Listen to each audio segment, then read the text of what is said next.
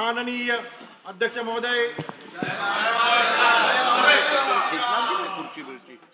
प्रश्नोत्तरी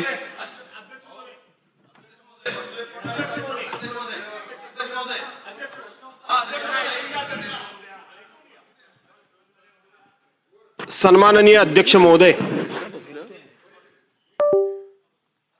सन्माननीय अध्यक्ष महोदय, देशामध्ये आणि राज्यामध्ये पेपर फुटीचं प्रमाण हे इतकं वाढलंय आणि देशामध्ये आजपर्यंत जेवढी पेपर फुटीची प्रकरणं झाली त्याच्यामध्ये 2 नंबरला महाराष्ट्र आता आलेला आहे. अध्यक्ष महोदय, काल परवा नीटचे पेपर फुटले, त्यातले 11 पैकी 7 आरोपी आपल्या महाराष्ट्रातले मिळाले. तो केंद्राचा विषय होता, आपण निवेदन करायला सांगितलं, आम्ही शांत बसलो. परंतु अध्यक्ष महोदय, टीईटी सारखी परीक्षा की जे या महाराष्ट्रातले प्राथमिक शिक्षक आहेत त्या शिक्षकांच्या गुणवत्तेसंदर्भामध्ये ही परीक्षा जर तुम्ही घेतली नाही तर तुम्हाला सर्व्हिसमधून निष्कासित करण्यात येईल किंवा तुम्ही रिटायर झाल्यानंतर तुम्हाला जो काही शासकीय लाभ मिळणार आहे तो मिळणार नाही असं सांगितल्यामुळे ही परीक्षा झाली. आज आपल्याला माहित आहे की आपण SIRचा वगैरे प्रोग्राम सुरू आहे. त्याही पार्श्वभूमीवर शिक्षकांनी त्या ठिकाणी SITची आपल्या TET परीक्षा द्यायची अध्यक्ष महोदय तयारी केली आणि 24 तास फक्त त्या ठिकाणी परीक्षेला असताना पेपर फुटल्याची बातमी भिवंडीतून बाहेर आली आणि आरोपी सापडले. अध्यक्ष महोदय, मी मेरिटवर बोलत नाहीये. आज अधिवेशन सुरू आहे, याचा प्रत्यक्षपणे संबंध हा महाराष्ट्र सरकारशी आहे आणि महाराष्ट्र सरकारची असल्यामुळं अधिवेशन सुरू असल्यामुळं उभा महाराष्ट्र वाट बघतोय की आपण या संदर्भामध्ये नक्की काय निर्णय घेताय किंवा सरकार म्हणून सरकारची भूमिका सरकार काय बजावतंय. त्यामुळे अध्यक्ष महोदय, माझा स्थगन प्रस्तावाचा मुद्दा हा आहे की आजचं सभागृहासमोरचं सगळं कामकाज आपण बाजूला ठेवा. हा स्थगन प्रस्ताव पूर्णपणे निकषामध्ये बसत असल्यामुळं आपण तात्काळ या स्थगन प्रस्तावावर सभागृहामध्ये चर्चा सुरू करावी अशी आमची मागणी आहे. अध्यक्ष महोदय, महाराष्ट्रामध्ये या परीक्षेच्या संदर्भात आता महाराष्ट्राची बदनामी संपूर्ण देशामध्ये होत आहे. त्याचं केंद्र हे महाराष्ट्र ठरत आहे. अध्यक्ष महोदय, नीटच्या संदर्भात महाराष्ट्राची पुरती बदनामी झाली. त्यामध्ये जे काही पुढे आले त्यातून आपल्या संपूर्ण महाराष्ट्राला देशाला माहीत झालं. अध्यक्ष महोदय, महाराष्ट्रातच का वारंवार या घटना घडतात?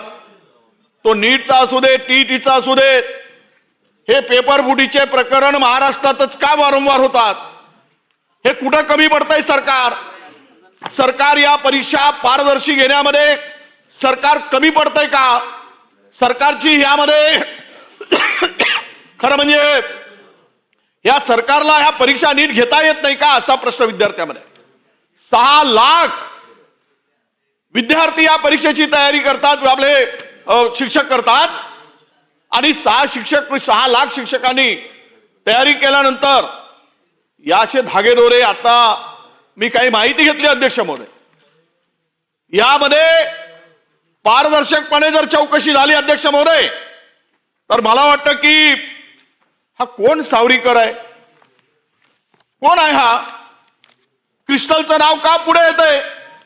मी नावानिशी घेतो अध्यक्ष महोदय, माझ्याकडे काही माहिती आल्यामुळे. चौकशी होईल, आपण आदेश द्याल, चौकशी होईल, चौकशीमध्ये कोण असेल तो पुढे येईल.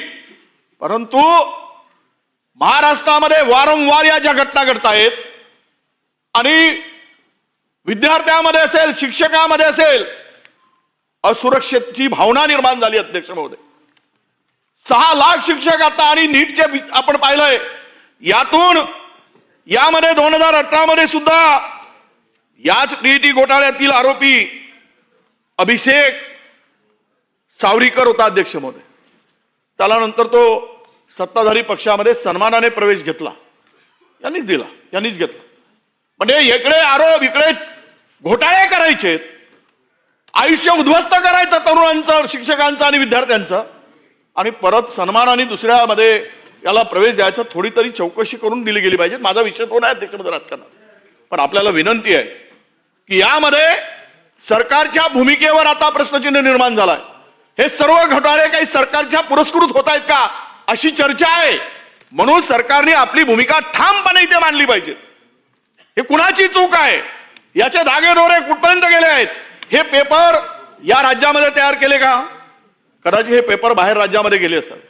जी चौकशीचे सूत्रधार आता मिळालेत, काही पहिल्यांदा जे 3 आरोपी पकडले गेलेत ते आरोपी सगळे बाहेर राज्याशी कनेक्ट आहे आणि बाहेर राज्यातून म्हणजे त्यांचं कनेक्शन बाहेर राज्यातील.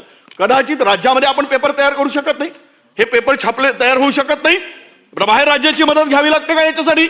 याचाही खुलासा काही चर्चा आहे, त्याची चर्चावर आपण प्रश्न जो निर्माण झाला आहे त्याचं उत्तर जर महाराष्ट्राला मिळालं अध्यक्ष महोदय. म्हणून आमची विनंती आहे की या वारंवार होणाऱ्या शिक्षकांच्या विद्यार्थ्यांच्या भवितव्याचं उद्ध्वस्त होणाऱ्या हे जे काही चाललंय त्याचा ते खेळ थांबला पाहिजेत.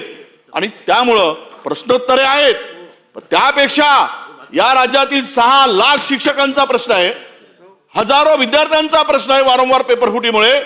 त्यामुळे ही चर्चा सभागृह सुरू असताना व्हावी, ते सगळं कामकाज बंद करून यावर चर्चा करावी आणि सरकारने यावर काय ठोस काम करते, सरकार निर्णय घेत आहे हे महाराष्ट्राला कळू द्यावं अशी आमची विनंती आहे अध्यक्ष महोदय. प्रश्न उत्तर. प्रश्न क्रमांक 1. चला घ्या. प्रश्न क्रमांक 1. बसून घ्या. ठीक आहे, निर्णय देतो. बसा बसा, खाली बसा. आज खरं तर ऐका, बसून घ्या. मी तुम्हाला आत्ताही बोलायला दिलं नसतं त्याचं कारण सांगतो काय, पण अपवाद म्हणून बोलायला दिलं त्याचं कारण सांगतो. बसून घ्या. आपण 57 ची नोटीस दिलेली नाहीये, आपण स्थगन प्रस्ताव दिलेला आहे. आपल्याला जर प्रश्न उत्तराचा तास सस्पेंड करून जर चर्चा घ्यायची असेल तर आपल्याला 57 ची नोटीस द्यायला लागते, जी तुम्ही दिली नाहीये. 1 नंबर. ऐका 97 स्थगन प्रस्ताव आज मी घेऊ शकत नाही, कारण नियम 260(5) अन्वय ज्या दिवशी पुरवणी मागण्या असतील, फायनान्शियल बिझनेस असेल, त्या दिवशी आपण स्थगन देत नाही. असं असल्यामुळे तरीही भास्कररावांनी इकडे एक महत्त्वाचा विषय त्यांना मांडायचा होता म्हणून मी परवानगी दिली. आता त्याचा अजून आपण वेगळा उपयोग करू नये, आपल्याला पुढे जायला लागणार.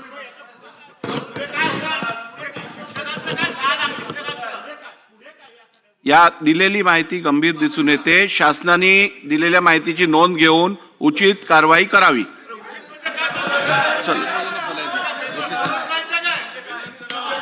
ऐका अध्यक्ष महोदय, ऐका, मग मिळेल उत्तर. बसा. ते बघा उभे राहिले.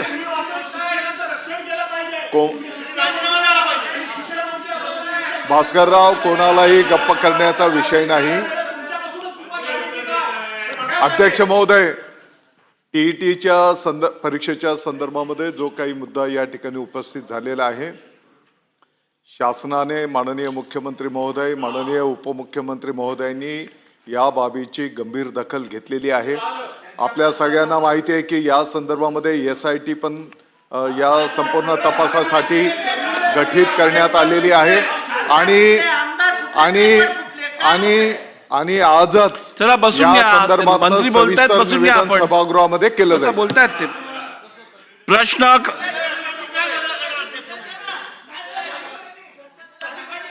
शासनाने दिलेल्या माहितीची नोंद घेऊन त्वरित उपाय योजना करावी. प्रश्न क्रमांक 1.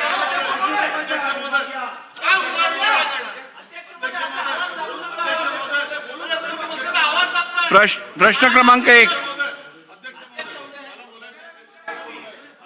बोला.